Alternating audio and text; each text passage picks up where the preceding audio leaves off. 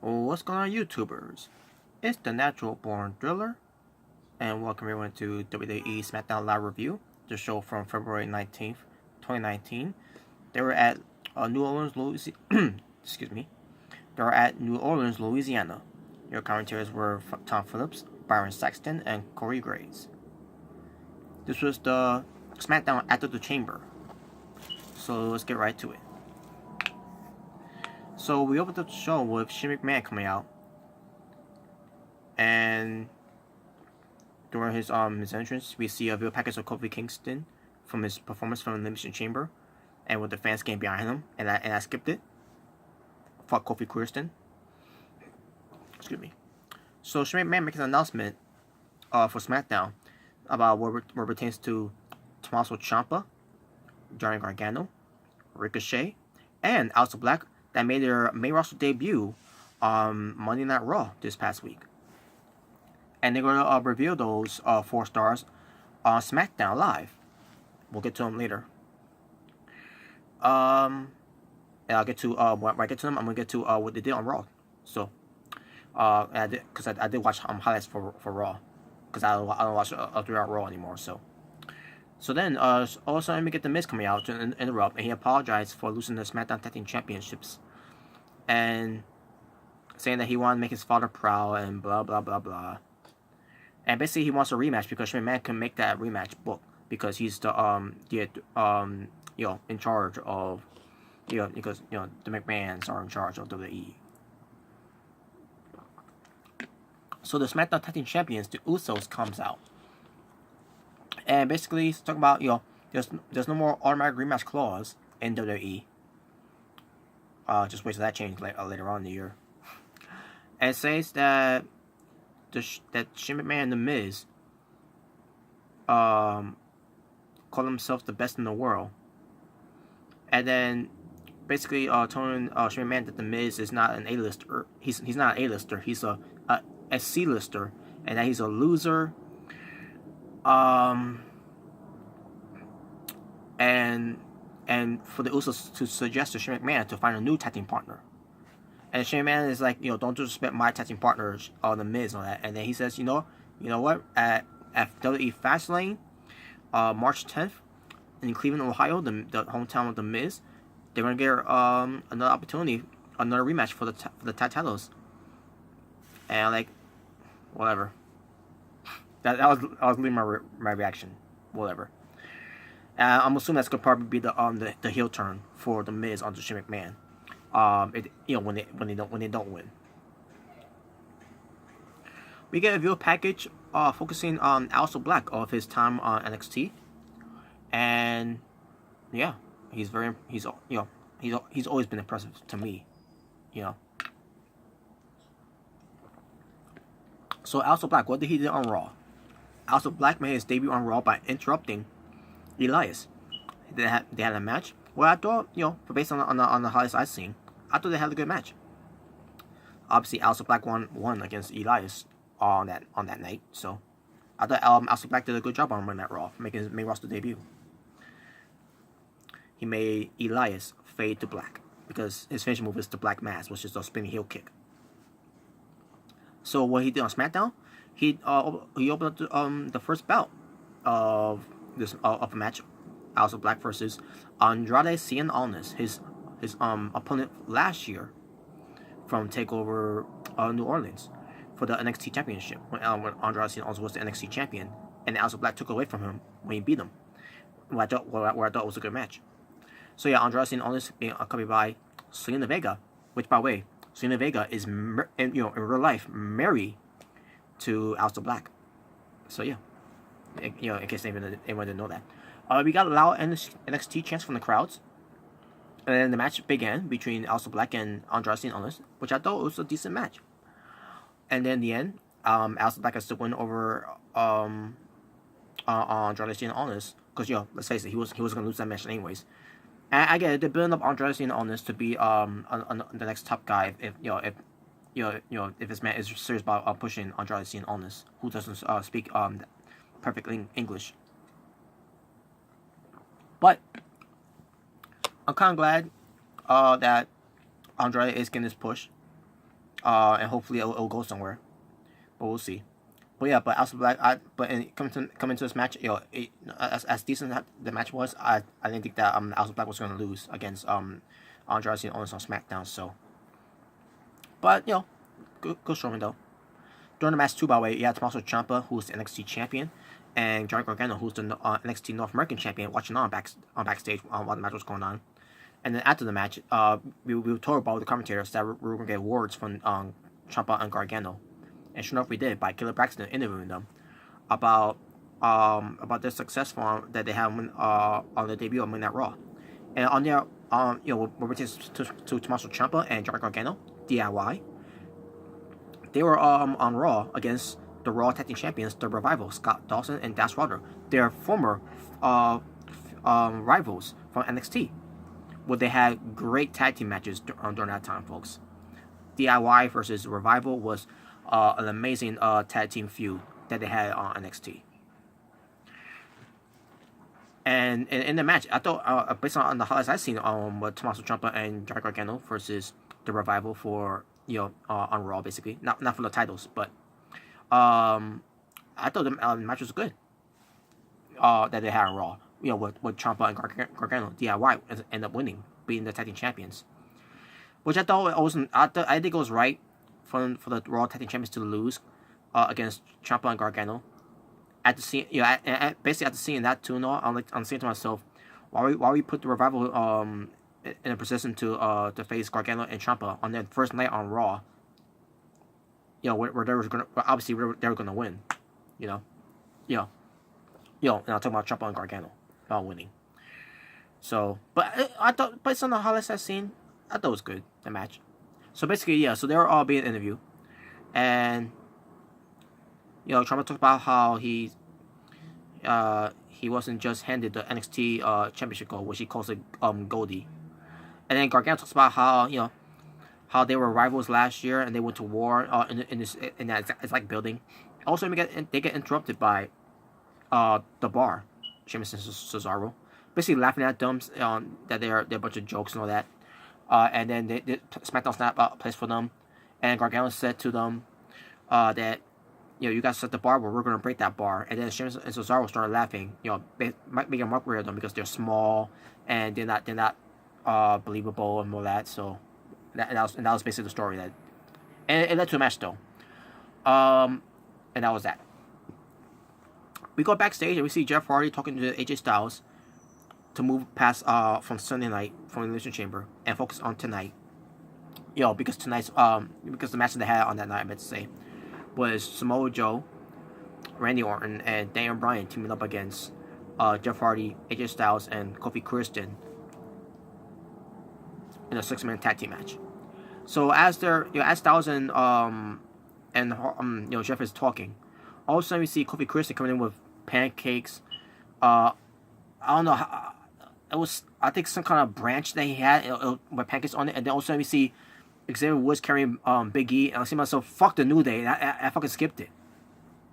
Sorry folks, I said something about skipping some fast forwarding. I didn't get to watch SmackDown live at the time, so I downloaded the show so I could watch it from there. I think I should do that from now on, by the way, folks, because I can't take New Day anymore. I can't fucking take the New Day anymore. I can't take Kofi Kingston anymore. I can't take Biggie Cosby anymore. I can't take Xavier Coons anymore. I can't take any of those guys anymore. I can't. I can't take this shit anymore. It's not funny. I don't think it's fucking entertaining. I think it's fucking stupid. I think it's moving on. The Bar versus Tommaso Ciampa and Johnny Gargano, DIY. Match itself, I thought was decent. I had a little scare for Tommaso Ciampa because Tommaso Ciampa went for. I'm assuming he's trying to go for a sunset flip into a power bomb on for Cesaro on his knees, but I think he screwed it up a little bit because he ended up landing awkwardly bad on his knee, with Cesaro landing on top of it. It was hard to see that too. After Trump legitimately got hurt. It was not from the knee that was that was surgically repair. It was the knee that wasn't surgically that was basically it was his good knee wasn't his good knee was hurt in the match. In fact, if I can remember,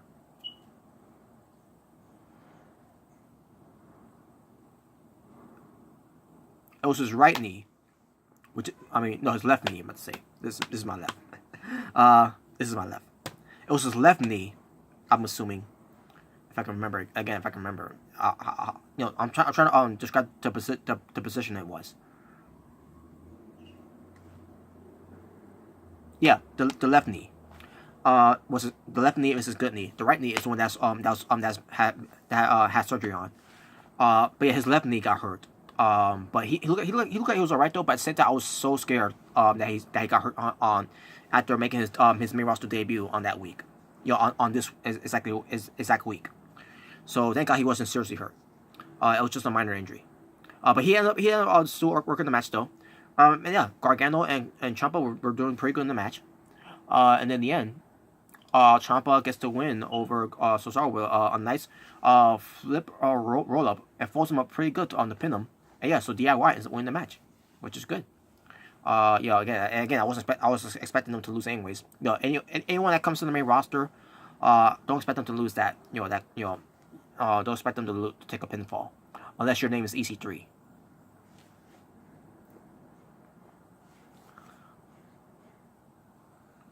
And then they show some backstage with Samoa Joe and Randy Orton and WWE Champion Daniel Bryan with Rowan. And yeah, basically, they get ready for that on their 6-man tag team match later on. And we'll get to that momentarily too. We get a video package of Ricochet about how good he can be, and he's gonna be facing Eric Young, which we'll get to that match. We'll get to that match later on. And finally, we get WWE SmackDown Women's Champion Asuka. Finally, right? Like, where the fuck she's been? And it just fucking boggles my mind that here's your SmackDown Women's Champion after having a good match against Becky Lynch from the Royal Rumble, and then she ends up not showing up on SmackDown lately. And then also when Elimination Chamber is gone, has come and gone. Also now, the WWE decided to showcase Asuka on TV. We're talking about disrespect, to a SmackDown Women's Champion that they don't give a fuck about. That's Asuka. She deserves better than that. But why was she there? She was being interviewed by Kayla Braxton about the whole thing with Ronda Rousey being Raw Women's Champion, and talk about how is Ronda Rousey being more talked about as being a Women's Champion in the WWE than Asuka is, basically. So Asuka said that she's ready for a new challenge. She says she made Becky tapped out at Royal Rumble, and says that she doesn't want to talk about Becky or Charlotte Flair. She wants to talk about who's ready for Asuka. So Mandy Rose comes out with Sonya Deville, and Mandy Rose says that poor Asuka, that no one is paying attention to you. And Mandy Rose says that who's ready for you? And she says, that she's ready for Asuka. So we had this match, another time match by the way. Asuka versus Mandy Rose with Sonya Deville at ringside. So they're having this match and all that, right? Which Asuka was in control of the match. And all of a sudden, Lacey Evans comes out. She walks down the aisle and then walks back. Now here's the thing too, by the way, folks. At Elimination Chamber, they did that too with Lacey Evans, and on Raw. So I'm saying myself. So this is what WWE is doing with Lacey Evans, just having her walk out there. I mean, seeing her in that outfit, I love it. But at the same time, this is what they got Lacey Evans doing, just walking out there, and then walk back. Wow, what a way to showcase Lacey Evans as an in-ring talent.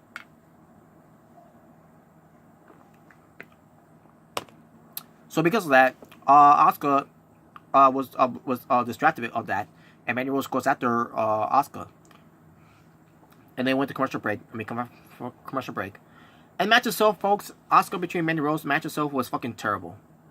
And I feel bad for Asuka wrestling against someone like a Mandy Rose. Now here's the thing about Mandy Rose. Mandy Rose has improved, but Mandy Rose in this match was fucking terrible, and Asuka was trying her best, but it wasn't clicking. And to make matters worse, also so Asuka went for the knee strike to Mandy Rose, right? Basically tossing her out in midair and then hits her with a knee, and then Mandy Rose was like, oh my eye, even though it was the wrong eye, by the way, that Asuka used her knee to hit her with.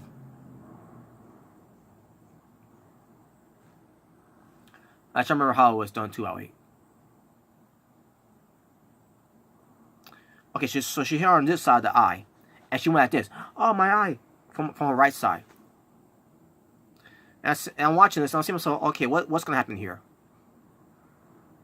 And to no surprise, obviously Mandy Rose faked it. Had Asuka into the second rope. And then Mandy Rose just rolls up Asuka for the 3 count and the fucking win. So Mandy Rose beat the SmackDown Women's Champion Asuka. And you're asking yourself, what's going to be next for Asuka? Who's ready for Asuka? I think it's going to be Mandy Rose at WWE Fastlane. I'm assuming that's what they're going to be doing. But that's the story that they're telling you here. Mandy Rose got Asuka's number because Asuka fell for Mandy Rose's tricks.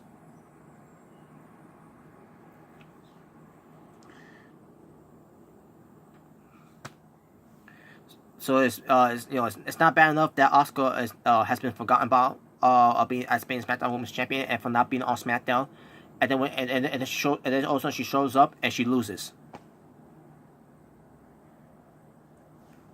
This fucking company is a fucking joke. And speaking of jokes, here comes Charlotte Flair, basically from backstage, being interviewed by this new interviewer. I don't know who she is, but she's from NXT as well. But they don't even bother mention the names anyway. So basically they don't matter. But she was cutting a promo. I mean, she was being interviewed, and I didn't give a shit. I mean, she said some things that I did heard, about Becky Lynch being suspended and blah blah blah, and like whatever. I was like, I didn't care. Fuck Charlotte Flair.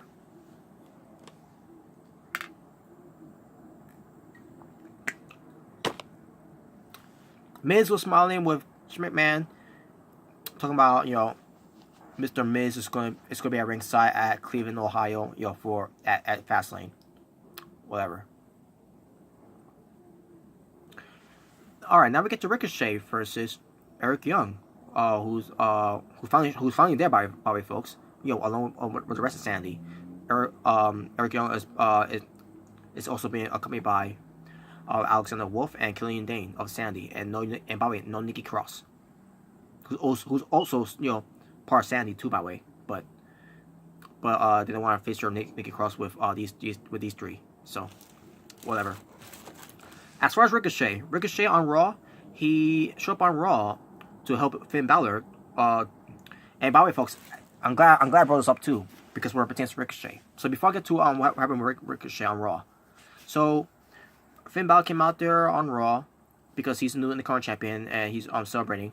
Lio Rush comes out and says he's undeserving of being Intercontinental Champion, and then Bobby Lashley attacks Finn Balor from behind.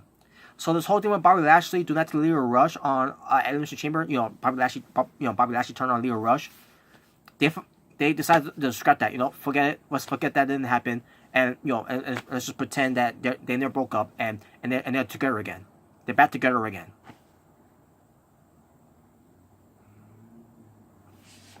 So as Balor was getting beat down by Bobby Lashley and Lio Rush, that's where Ricochet came out to help out Finn Balor, and that led to a tag team match. And after the tag team match, based on the highlights I've seen, was decent. And Ricochet ends up winning the match for himself and Finn Balor by him pinning Ricochet pinning Lio Rush. And so there you go. That was the match. That's what happened on Raw with Ricochet. And then the whole bullshit that WWE did with Bobby Lashley and Lio Rush, to Finn Balor. But as far as the match was between Eric Young and Ricochet, I thought it was decent. I thought these guys worked a very good match. Killian Dane got involved where Ricochet took care of him, and then took care of Killian Dane and Eric Young as well. Especially Eric Young, because he was the opponent. But Ricochet is to win the match, as expected, because they need someone to job to Ricochet. And sure enough, they decided to get Eric Young from catering or from home, wherever Eric Young was, because screw Eric Young and Russell Sandy for, to do anything with them on TV on the main roster, But Eric Young, he did a good job putting over Ricochet. Ricochet did the 630 senton to Eric Young and get the win. There you go. They showed something about New Day with Kofi Kingston, Xavier Woods, and Big E. I didn't give a fuck about it. I skipped it.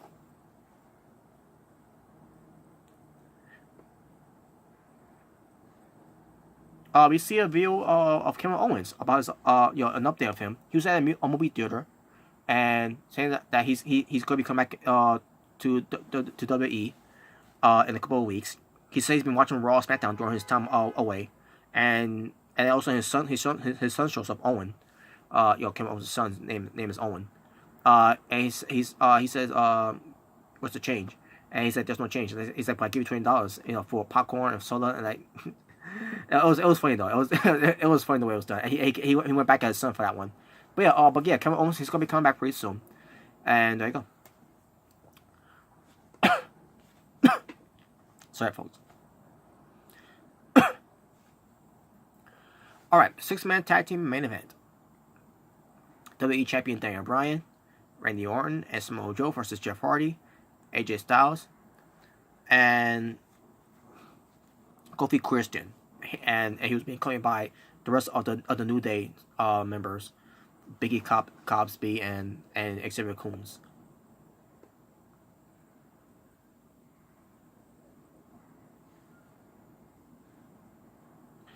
Daniel Bryan cut a promo. He says no one is in the ring right now. His opponents basically. Like a Kofi Kingston, Jeff Hardy, and AJ Styles. None of them deserves to be challengers for his WWE Championship title at WWE Fastlane. And he says no one that he defeated in the Elimination Chamber deserves it either. Because he defeated them all at the Elimination Chamber, and he should move on to someone else that should get a shot. We'll get to who got that shot, for someone who made that decision. So as far as the match was, Kofi Kingston was fucking garbage. There's nothing in the match that Kofi Kingston did I thought was good. Other than that trust fall dive that he did onto Daniel Bryan and Eric Rowan on the outside, maybe that's the only thing that I'll pull over. Other than that, the rest he did in the match, I did not fucking like at all.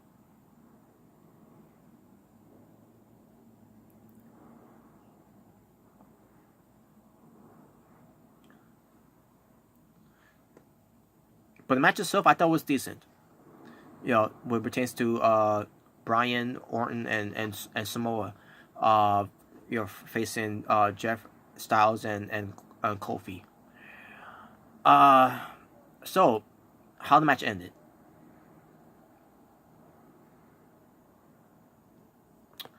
Kofi Kingston went for his Trouble in Paradise to Daniel Bryan and got the win. That pissed me off. And what pissed me off even more, you have I can't remember if it was Corey Graves or I think it was Byron Saxton. I'm assuming it was Byron Saxton because Byron Saxton loves the New Day. He loves putting over faggot stuff because he's a faggot too. He's a mascot and cheerleader. Let's put it this way: Byron Saxton is the cheerleader and mascot for the New Day, the way they carry themselves. Because I'm pretty sure he carries himself like that too. But basically, I believe it was Byron Saxton who said this. He said to Kofi Kingston that he, because what he's doing, that is, he basically referenced Kofi Kingston being KofiMania. He said the words, KofiMania. I think it was the word, KofiMania is running wild because Kofi Christian was getting some offense in the match. Basically, going crazy in this match. Getting the better of everyone.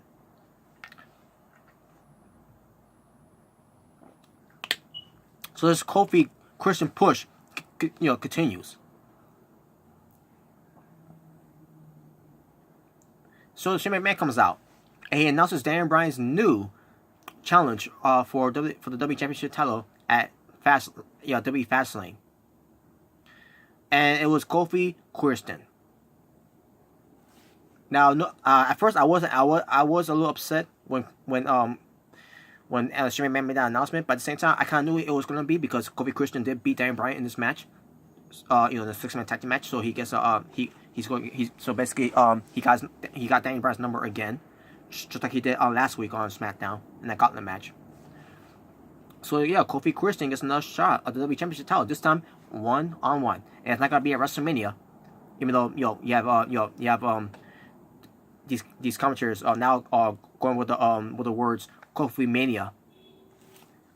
I guess in their minds KofiMania is going to come early for Kofi Christian at WWE Fastlane. KofiMania is running wild according to these people. And by the way, this won't surprise me if we're going to get these fans cheering for Kofi Christian by saying KofiMania. But besides that, like I said, I was upset on when I heard Shane McMahon made that announcement. But after thinking about it, I said to myself, good. I love it. And you want to know why I love it? Because once again, it's going to happen to all of your faces. For those who are now cheering for Kofi Christian, which I should have been cheering for him years ago. Before the New Day carrying themselves like bitches, carrying themselves like unicorns, carrying themselves like My Little Ponies, carrying themselves like owls, the who bullshit, and the whole Boolio cereal and the whole pancakes, all that bullshit. Cause I could once again say to in all of your faces that Kofi Christian will fail to be WWE champion at WWE Fastlane. I'm gonna be watching this pay-per-view. I'm gonna be excited to watch this WWE Fastlane pay-per-view with a smile on my face when Kofi Christian lose against my favorite wrestler, Daniel Bryan. Yes, yes, yes. I can't wait for WWE Fastlane, folks. I can't wait to see this build-up for WWE Fastlane between Daniel Bryan and Kofi Christian for the WWE Championship. Once we get to that pay-per-view, once we get to the main event of that match, we're going to be seeing Daniel Bryan bury Kofi Christian. And that will be the meaning of KofiMania, and that will be the meaning of New Day Rocks. Because Kofi Christian will not get the job done. Kofi Christian will not be WWE champion. And I'm going to enjoy that. I'm going to enjoy every bit of it. So that being said, good luck to all you that loving Kofi Christian in this spot. Because guess what? He ain't winning that belt. And when that day comes, I'll be up here to say, I'm not the ones to say that I told you so, but I told you so.